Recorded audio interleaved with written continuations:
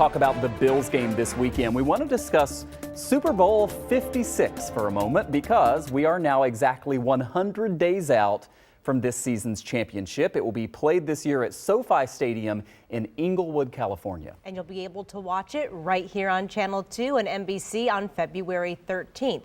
Because of the 17th regular season game added this year, this will be the first Super Bowl on the second Sunday in February. It's also going to be the first time the Los Angeles area has played host since 1993. Back then it was at the Rose Bowl. Also, a lot of talk already about the halftime show for this year. Yeah, it's going to feature Dr. Dre, Eminem, Kendrick Lamar, Mary J. Blige, and Snoop Dogg. Again, 100 days out. 100 days and 38 minutes to kick off. All right. Well, almost everybody watching us right now hopes that the Bills will be representing the AFC in that big game. That's, of course, a ways off. First, let's get through this weekend's game in Jacksonville. Buffalo looks to keep up with the rest of the conference frontrunners in a game that most would agree they should win. The Vegas odds have the Bills at 14.5-point favorites. That is the biggest spread of any game this weekend. So we're bringing in one of our favorites, NFL insider Vic Carucci. Great to have you back, Vic. Always great to be with you. All right, Vic, so the Bills pulled away last weekend, but there were definitely some nervous moments sort of early, Miami keeping it a little closer than maybe a lot of people thought. The similarities between Miami and the Jags go beyond just the fact that both of them with just the one win, right? What are those similarities, and do they actually help the Bills?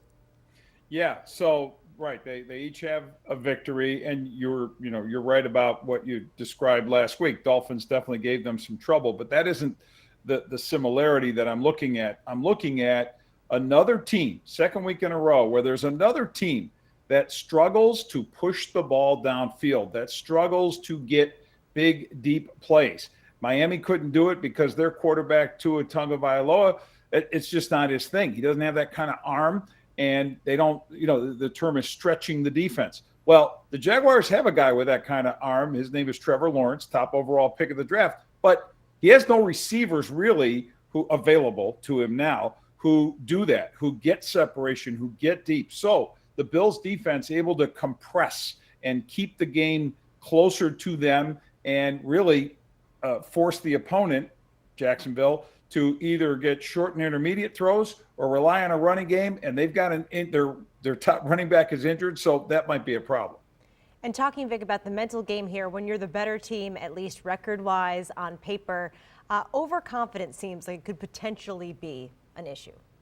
Well, and that's the other point about what happened last week. I think I want to give Miami some credit defensively for doing a good job against the Bills offense. And even though the score didn't indicate as much in the second week of the season, 35-0 Bills, the Dolphins defense gave the Bills offense some issues then. It wasn't, we remember talking about it not being a spectacular day or one that made us think back to 2020 when Josh Allen was on that MVP or at least runner-up MVP season.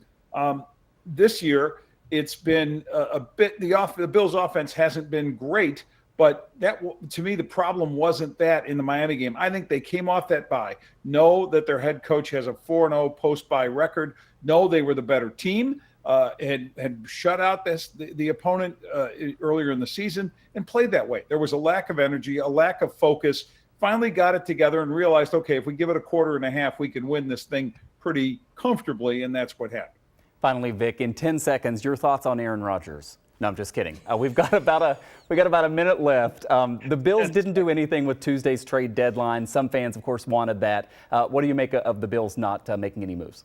Yeah, I thought it was the right thing not to not do, the right thing to stand pat. Their roster is set. It's definitely a championship level roster with that depth, with that quality. And the defense is playing exceptionally well. I think the offense is more than good enough, and I think will continue to find its sync, especially with all the changes that have happened on the offensive line. There was really nothing out there that would, I thought, make this team that much better. There was conversation about Mitch Trubisky, having that spare quarterback who could be starting somewhere else. Hey, give him up now, get something for him rather than free agency next year and get nothing for him when he goes on to a team looking for a starting job.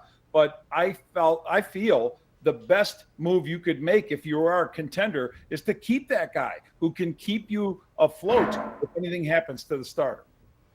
Always great to have a chat with you, Vic Carucci. Thanks for being here, and we hope we'll see you soon. All right, take care.